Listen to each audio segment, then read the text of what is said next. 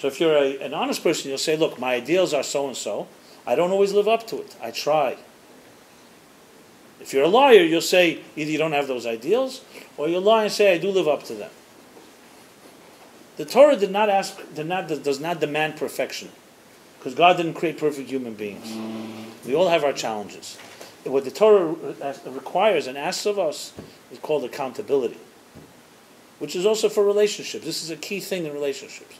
I find this very often when counseling people, couples, with their trust issues.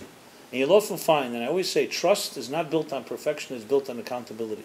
If you expect your partner, the person you want to be perfect and never make a mistake, you can close shop. There's going to be no relationship based on that. What you expect is accountability. That a person makes a mistake and they're accountable. They say, yes, I made a mistake. They're honest. There's no cover-up. That's what builds trust.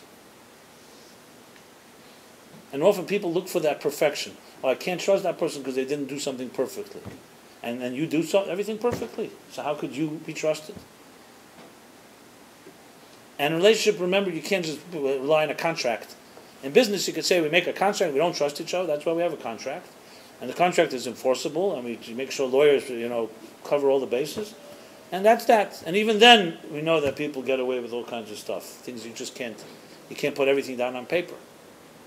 That's why there's trust necessary in a business relationship. A contract only goes that far. A person really wants to play around, they can just drag you in court the rest of your life.